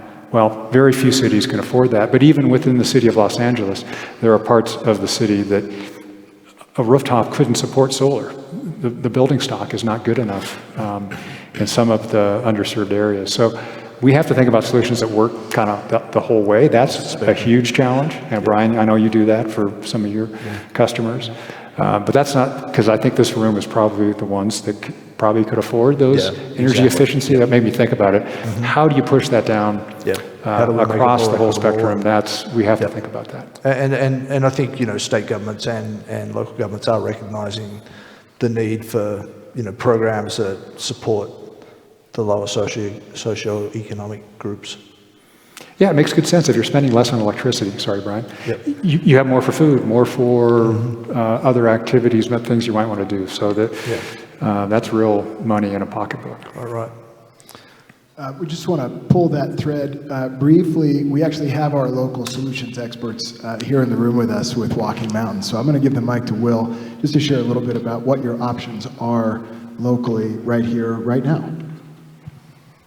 I guess I'll stand up. Hi everyone, Will Brar, Walking Mountain Science Center in the Eagle County Climate Action Collaborative. But we, just like Richard was saying, we have the tools and the money and the rebates available for those electrification upgrades. We offer $100 cheaper home energy assessments for folks to get, and that comes with free quick fixes and that sort of thing to get your home just slightly more energy efficient. And that qualifies you for rebates that are from Energy Smart Colorado, Holy Cross, funded by the county and our different local municipalities, ranging from everything from the big major upgrades like a heat pump to maybe something that's a little more affordable like weatherization and ceiling for your home and stuff like that. So if you have any questions, I can give you my card at the end and we can chat a little bit more and get you in touch with the folks who can get you those home energy assessments. Perfect, thank you. WalkingMountains.org and ClimateActionCollaborative.org. I got the home energy assessment. It's really fun. Hang out with the guy. It's a blast. So while James is walking to the next, I do want to bring up a real, ripped from the headlines example of equity in our policy making. Rebates are awesome, and we hand them out. But in order to get a rebate, you must have the disposable income to spend in the first place. And so one of the things that we have learned in administering our programs, and it's something that we're going to be doing more and more of, is trying to figure out a way to prevent or avoid that out-of-pocket expense being a condition to benefit from the energy transition. We started with our battery storage program, but we're quickly looking at expanding it into other areas. This notion of what we call, it's a really bad name, it's called tariffed on-bill financing. Basically, in English, it's a lease-to-own program financed by and through the utility. Now, it doesn't have to be the utility. It could be a bank. It could be a town or a county. It could be anybody with a capital budget. It could be a private investor. But the idea is this. You get all the services on day one, and you basically lease that to own over the life of that, so that by the time that that is a fully depreciated asset and fully paid off, it is yours, lock, stock, and barrel. And here's the kicker, right? If you can do it with no money down and 0% financing, then you're making it accessible to those that don't have the disposable income to get to. And if I, as the utility, know that you now have a battery or you have a bidirectional electric vehicle charger or even a smart thermostat that is capable of being modified in response to a signal, then I'm going to be willing to pay you a monthly bill credit for the option to potentially use that within a preset range. Many of those ranges you may never even notice, right? If you can notice the perceptible difference in a room with a thermostat set at 70 versus 71, raise your hand. You are an extremely sensitive human being, okay? But by doing that with 60,000 thermostats, 1 degree offset, we can potentially avoid the need to start up that next generation unit and create those emissions, or go to a market and buy megawatts of power at out of market prices that ultimately show up on your power bill. And so I think this is the kind of creative thinking that we all need to engage in. And as we really focus on the last 10 or 20%, it's going to be house by house, building by building, device by device. Because remember, it's not about just building more wind or building more solar, it's about managing the demand side as well. Yeah. And frankly, sometimes that's the most cost effective as well as the most environmentally friendly thing to do. All right, I'm going to try and cruise through a couple of our questions from our online audience here.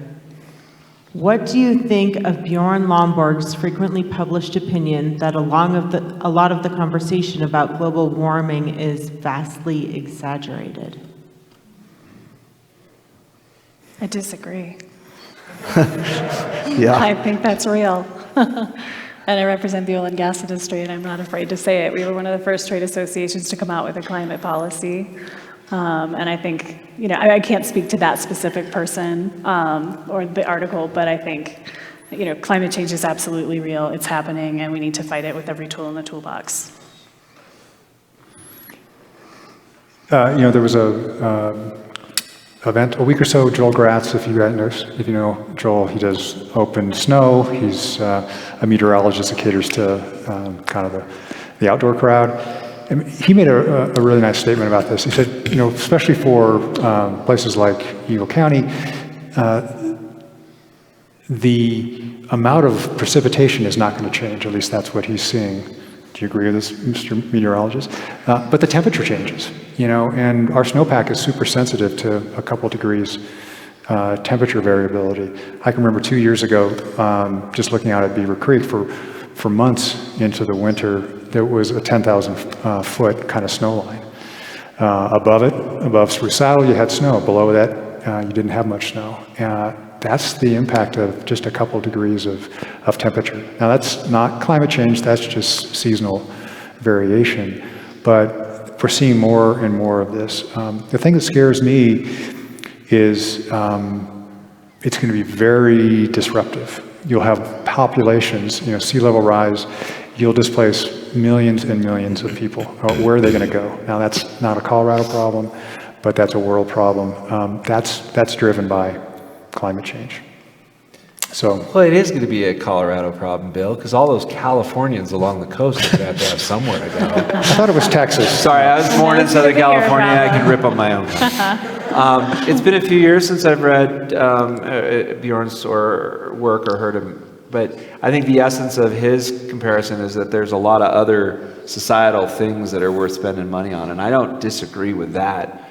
But I guess as a society, we have to make trade-offs based on what we think is our risk. And I think, as Bill put it, the risks coming along with climate change and the climate variability and the extreme weather events, I mean, that's increasing over time. It's like getting more dangerous to drive the car, so maybe I'm going to buy a little bit more car insurance. That's not to say that I'm not going to buy car insurance and not home insurance, that there are other problems in this world that need addressing, right? Just look at what's going on in the Middle East. Look at the fact that people around the world don't have access to clean water on a regular, on-demand basis.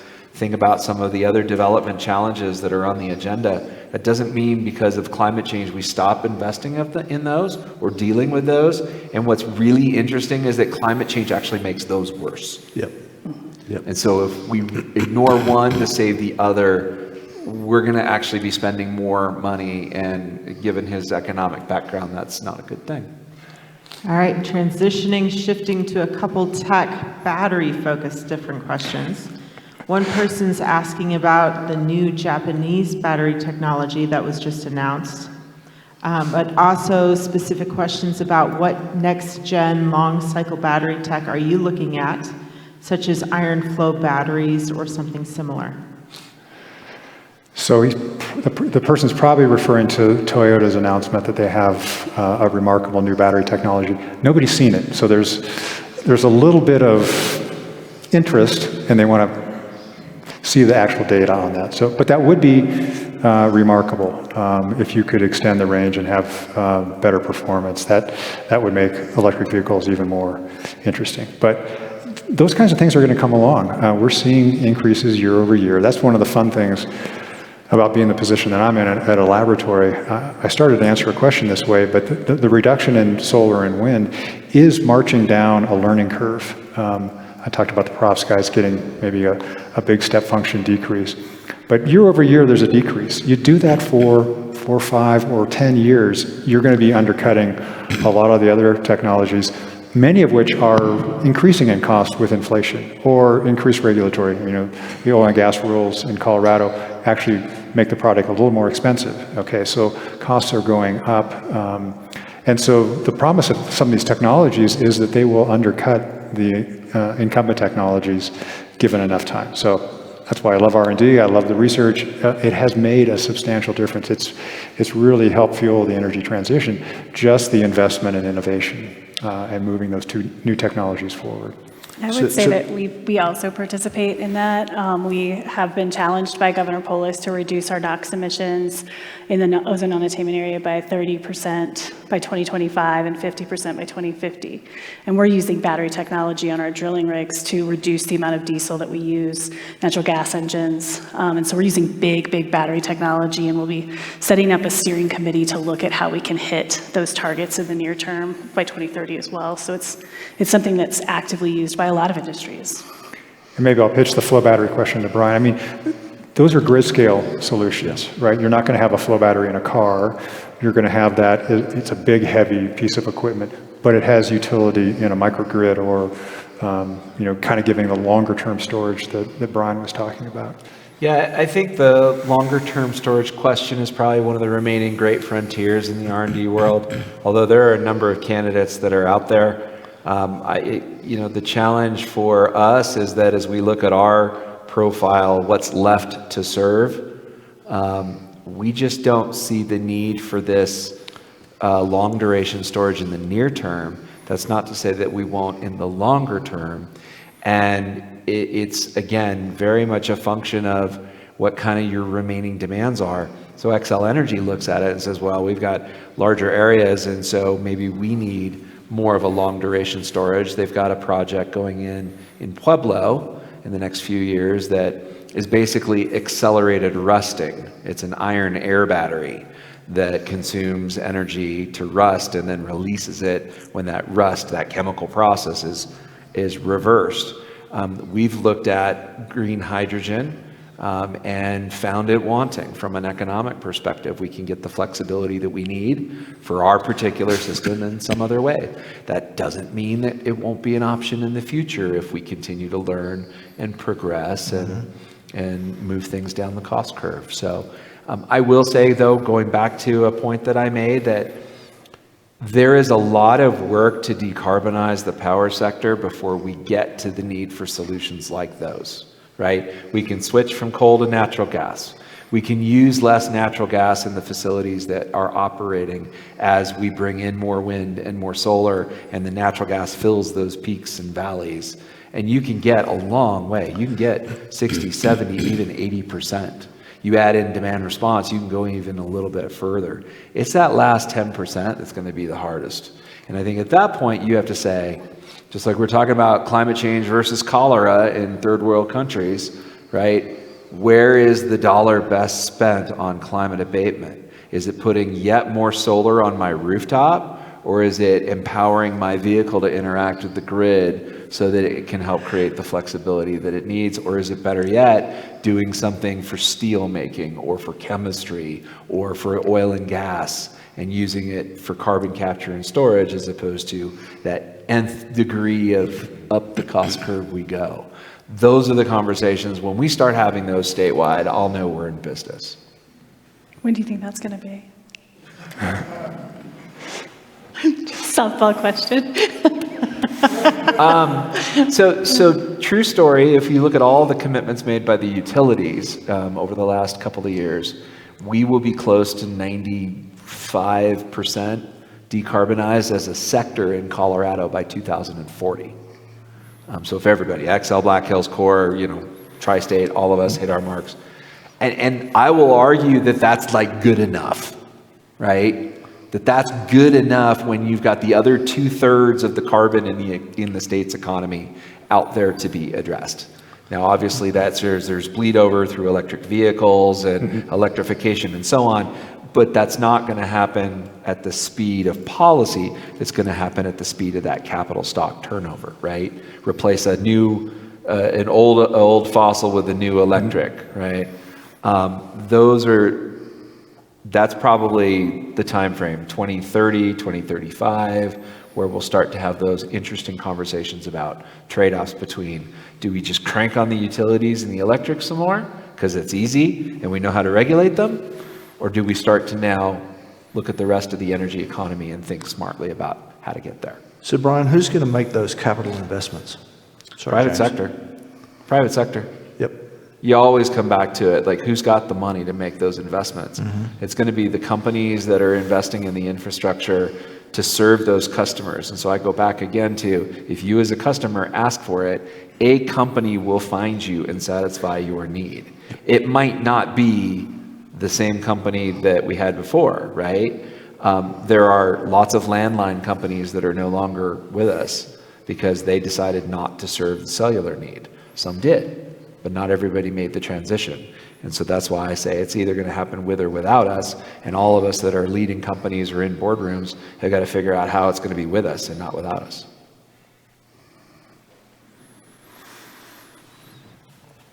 This is an enormously complex problem on the electrical generation side. And it looks like we're going to all kinds of lengths to satisfy it. But if I sail down the river in France, I sail past many nuclear power plants. They have solved 80% of this problem, and they've solved it for the last 2 decades. Why in the world did I not hear nuclear in any conversation tonight? I have 2 words for you. Political environment. In this state. But no, I agree with you 100%. I think nuclear is a fantastic answer. I think it is a solution to climate change. I think they are making low-level, low-grade nuclear reactors. But can you do that here politically is a question that I struggle with. So if we really think that's the question, right? If we really think that's the question, why are we scared to address it? Well, rather than... Well, let me jump in on this one because... Right now, guys, is we're talking about all kinds of consumer capital investment. Nobody takes any count of that. And yet, it's what's paying for all of these grand ideas. When you sail down the river in France, it's been solved. I'm sorry, I just don't understand it. Well, let me give some context. I think you're right. France made decisions probably more than 20 years ago. It's probably 50 years ago. Okay, and 80% of their power generation is coming from nuclear, right? So they have a very different infrastructure than in the US. We made investments in coal and hydro, probably, at the same time, right? Now, we do have 75 nuclear power plants. I can't remember exactly. Less than that now. Yeah. So, but there are some new... We do, but that number is going down, and it's going down because of economics. Now, I'm going to caveat that by saying that those economics have a very heavy governmental thumb on the scale.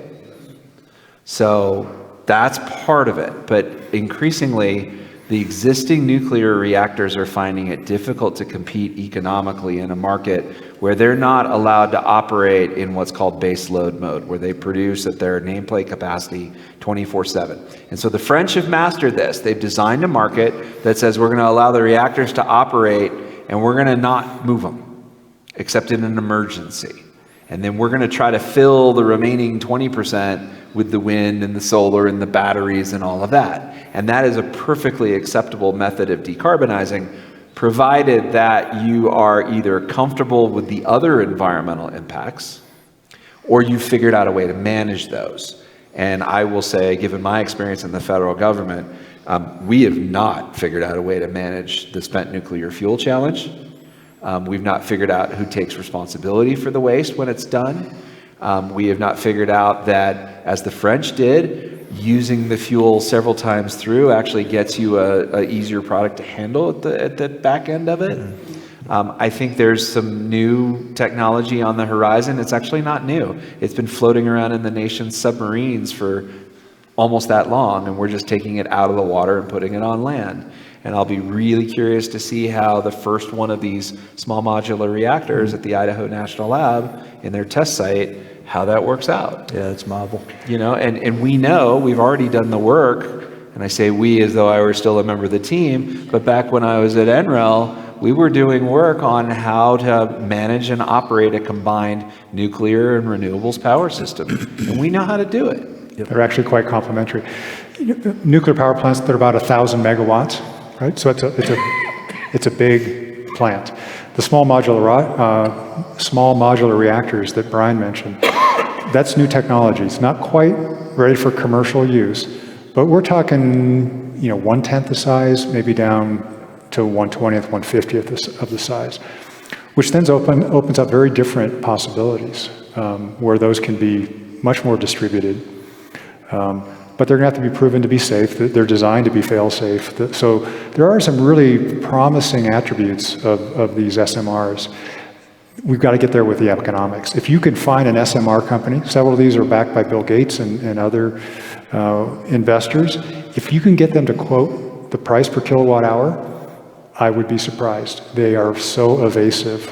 Yeah. But that's what's going to make that technology go or not go. If you can't compete with solar, wind, or natural gas, you're out of the market. So, but remember, I'm the technology guy. I think they'll get there, okay? I don't think they'll get there in 5 years, but 10 years, yeah, possibly. Yeah, I want to say there are 40 new SMR companies or SMR reactors due to come online in the next 10 years. So whether or not they all get there, whether or not any of them get there, I think is still debatable. And there's, you want to talk about regulation and policy, there are a bunch of regulation and policy issues still to be resolved. But I think Christy's got it right. It's ultimately the political environment, and it's the local political environment. If you want to have a really sparky conversation at your next dinner party, ask the attendees how they would feel if we put a small modular reactor in Lions Head Vale and used it to power Vale 24/7 and also provide the waste heat to accomplish all the snow melt that we currently use natural gas boilers for.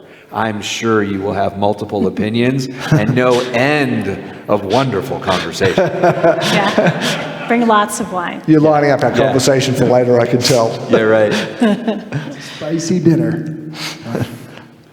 Thanks. Thank you for all this. So, describe tools that are available, but difficulty with implementation, and just the breadth of the complexity. So, in the next 25 years, from your perspective, are we going to have the right engineers and physicists and innovators and people that can implement this? Let me jump in. It's according to my children who are 8 and 11.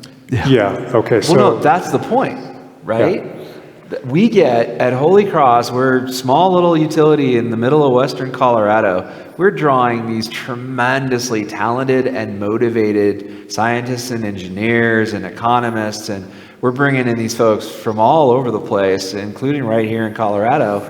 And 201, all of them are jazzed up about the challenge of a lifetime.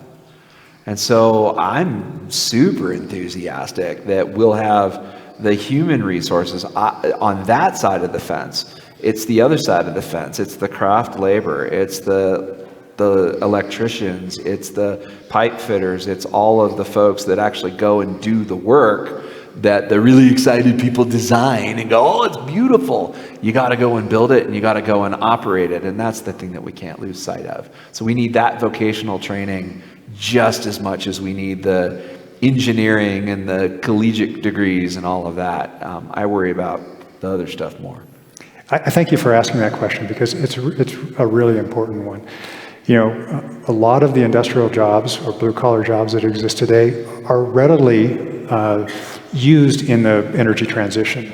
Folks who know how to do construction, how to weld, how to essentially build out this infrastructure. They're actually really needed. The other part of the question is, and I see this all the time, there are folks who are willing, so think of a community or a county or a state, a workable plan is hard to find, and you need that because you can't spend the capital twice, right? Or, I mean, it's very inefficient if you're planning on doing that. So you have to be able to look out 3 years, 5 years, 10 years to understand, okay, at what point do you solve that last 10% that Brian was talking about? With existing technologies, you can get pretty much there. But Brian and the board will have to start making decisions about what infrastructure they procure that's going to hold them for the next 20 years, right? Because that's the life cycle of some of those investments. And those workable plans are not really there at the city level, county level, the international level. That's one of the things we're seeing the most. There are developing nations who really want to be part of this energy transition.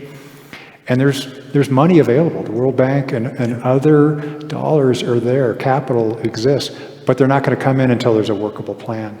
And there's no one in that country who can develop that workable plan. Okay, now if you've got kids in college or high school thinking about college, go into cybersecurity.